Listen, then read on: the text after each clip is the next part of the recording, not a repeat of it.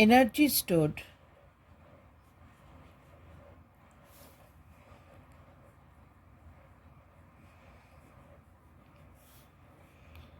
in a capacitor.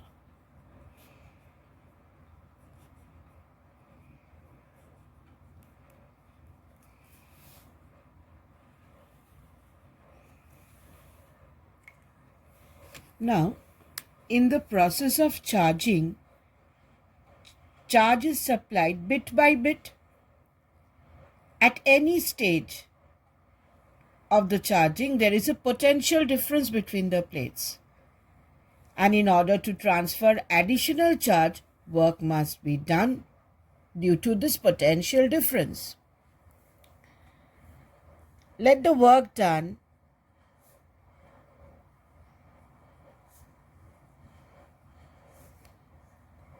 be dW in bringing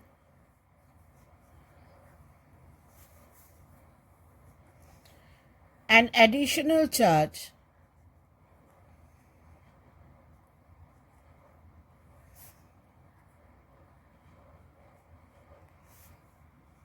dq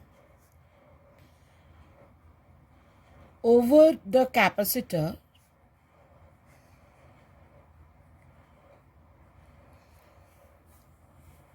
which has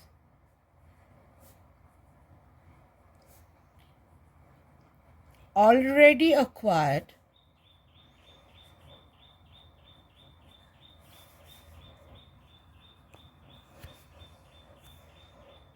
some charge q and has a potential difference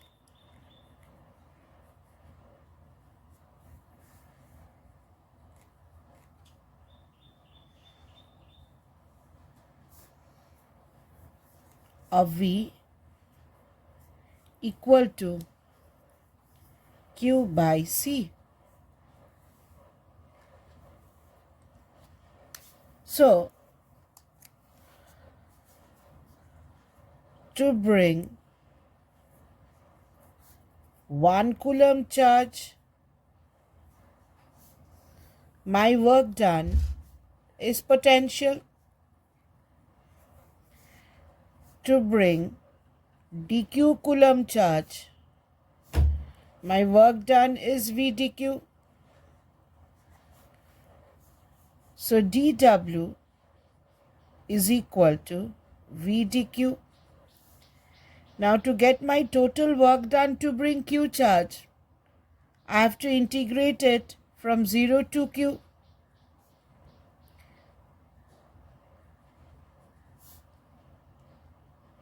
Now potential continuously varies because as you bring the charge, the potential will vary.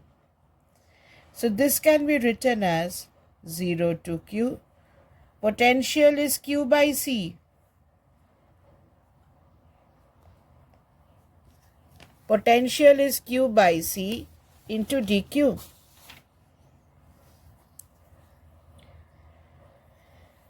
Now,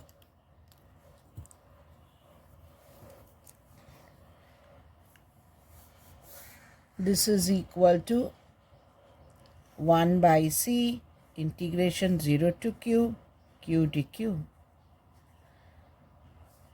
If you integrate this, it is Q square by 2. So this becomes Q square by 2C.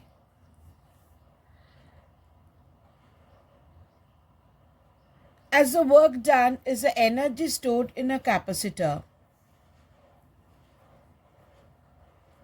work done is equal to the energy stored in a capacitor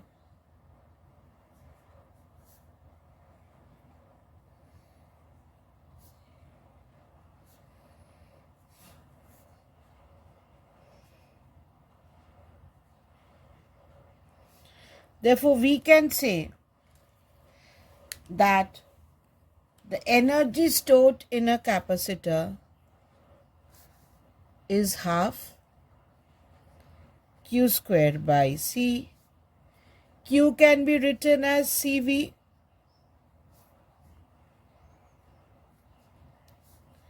So this 1c cancels.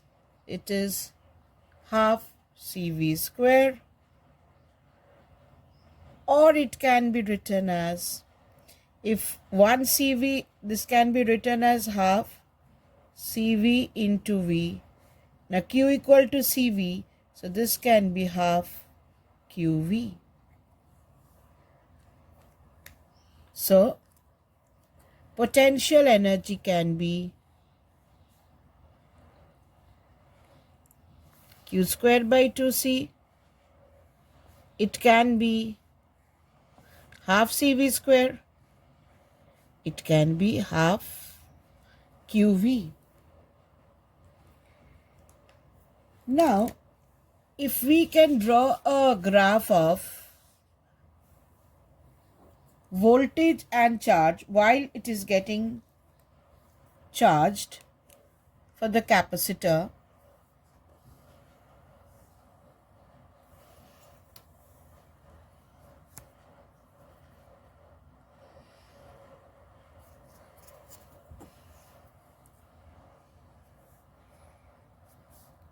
on the y-axis we plot the voltage, on the x-axis we plot the charge.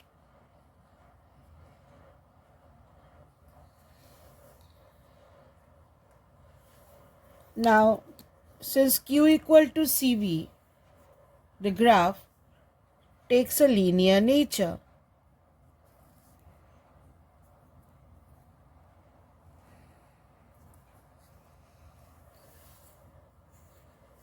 Now, what is my work done to bring dq charge? It is V dq. So, if I take a dq charge along the x-axis, if I take a dq charge along the x-axis,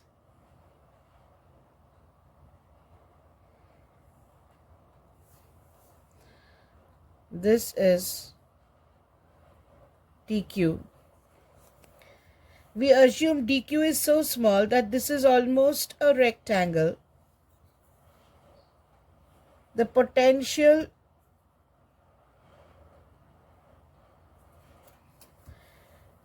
is V. Then this area of the strip will give us the work done in bringing the dq charge. So, work done is V dq, it is the area of the strip shown. dW equal to area of the shaded strip.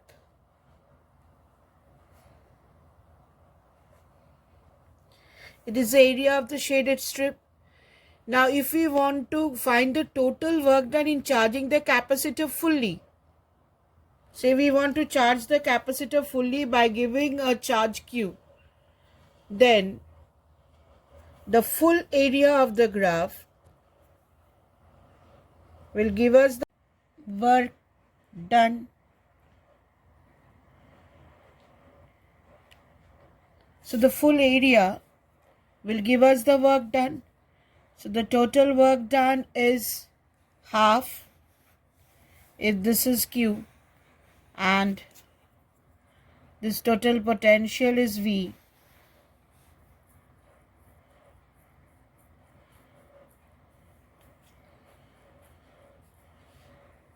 So this is V dash and this is V. Total, it's half base into height, half into Q into V. Now Q can be written as CV. So this is half CV square. Again, this can be written as half CV into V. This is half QV. So the energy of a capacitor can be half CV square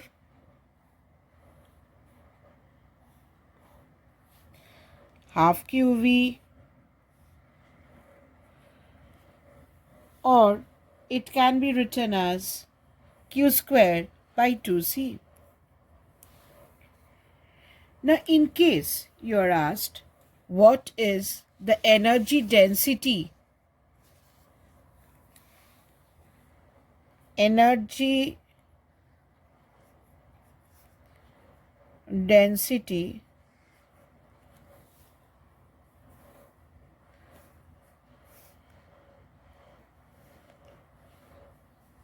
now potential energy stored in a capacitor is the energy stored is half CV square.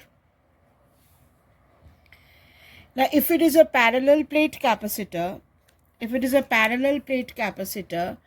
what is my capacitance?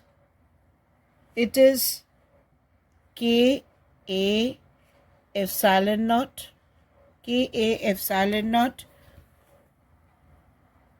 by the distance between the two capacitor plates, say that is T, Ka epsilon naught by T. And what is potential? It is intensity into thickness. Potential is intensity into thickness. So put the value of C over here and V over here. So what do you have here? Half. Capacitance is Ka epsilon naught by T. And this can be written as E into thickness of the capacitor whole square. Here, this is the parallel plate capacitor. Thickness is T. This area is A. And inside we have a dielectric constant K. So,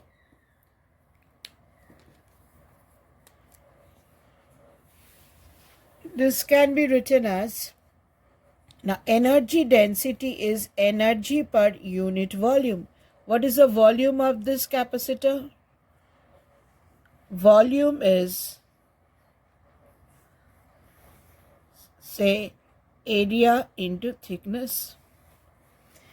Now energy density is energy per unit volume.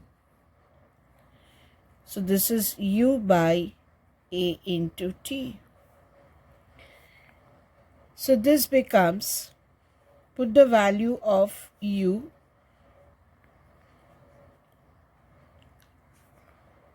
U is half Ka epsilon naught E square T square by T.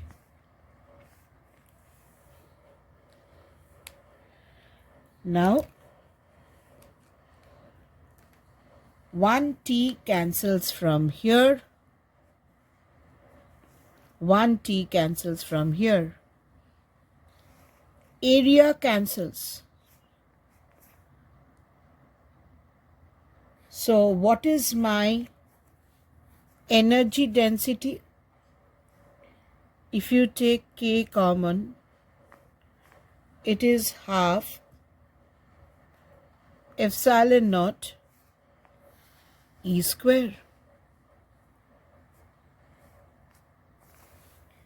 Half K epsilon naught E square.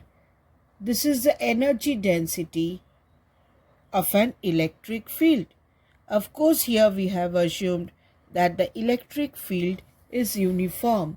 The above relation is obtained for a special case of uniform electric field available within the capacitor, but the relation is quite general and is applicable in various situations. Force between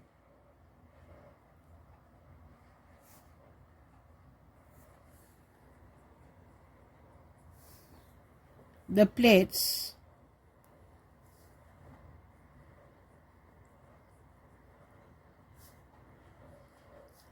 of a capacitor.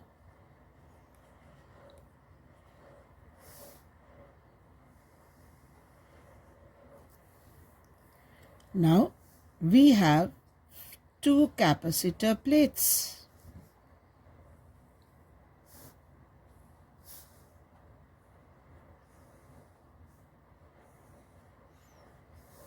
Having charge Q, area A, and charge density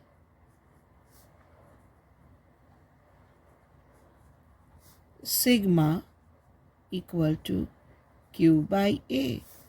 Both the plates have charge density sigma Q by A. Now what is the intensity inside? Intensity inside the two capacitor plates is sigma by 2 epsilon naught for one and sigma by 2 epsilon naught for the other.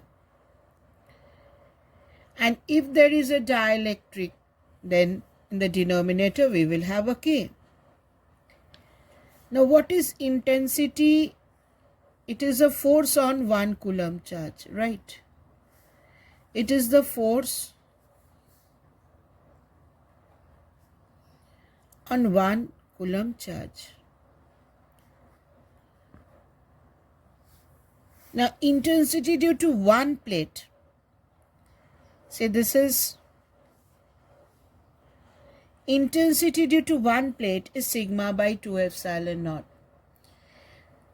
Suppose one of its plate, say A, is given the positive charge.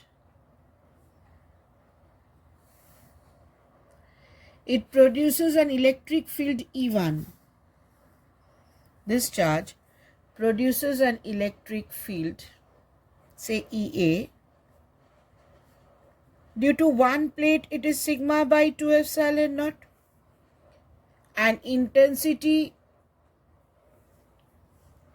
is a force on 1 coulomb charge. The other plate B of the capacitor is in this field. Since this plate has equal but opposite charge, so this plate A will give this plate B a force.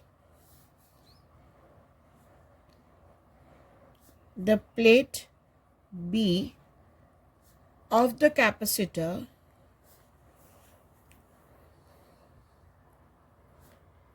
is in the field EA. Since B has an equal and opposite charge,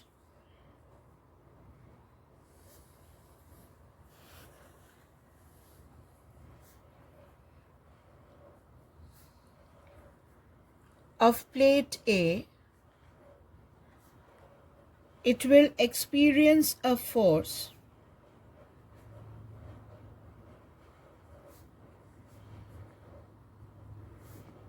equal to Q into EA. It will experience a force Q into EA. Now what is EA? EA is sigma by 2 epsilon naught. What is sigma? Sigma is Q by A. Sigma is Q by A. Now put the value of EA over here. So this becomes Q by twice A epsilon naught. That is Q square by twice A epsilon naught. Thus, the two plates of the capacitor will be attracted with this force. This can be written as, if you multiply the numerator and the denominator or this is the force which the two plates will exert on each other, and force per unit area, if you are asked what is the force per unit area on the capacitor, F by A is Q square by 2A square epsilon naught. Now what is Q square by A square? It is sigma square. So force per unit area is sigma square by 2 epsilon naught. Force per unit area is sigma square by 2 epsilon naught. In presence of a dielectric, in presence of a dielectric,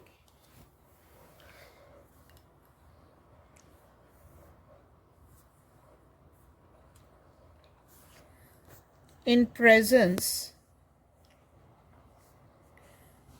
of a dielectric material,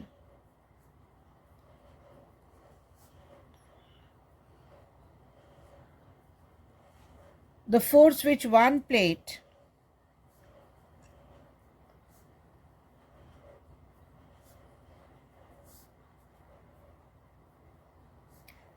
exerts on the other gets reduced by a factor 1 by K. Now the force becomes 1 by K into Q square by twice A epsilon naught. The force was Q square by twice A epsilon naught. So when you have a dielectric constant, now the force becomes just 1 by K times. So once again, you have two capacitor plates. Intensity at the center will be for positive. For each plate, it is sigma by 2 epsilon naught. For positive, the intensity comes out. For negative, the intensity goes in. So in the center, the intensity is this. But due to each plate, it is only sigma by 2 epsilon naught. The plate B of the capacitor is in the field of EA. It is in the field of A. And since B has an equal and opposite charge, it will experience a force Q into EA. If you substitute the value of EA is sigma by 2 epsilon naught, sigma is Q by A. The force becomes Q squared by twice A epsilon naught. Now force per unit area is sigma squared by 2 epsilon naught. And in presence of a dielectric, only in the denominator you will have a factor K.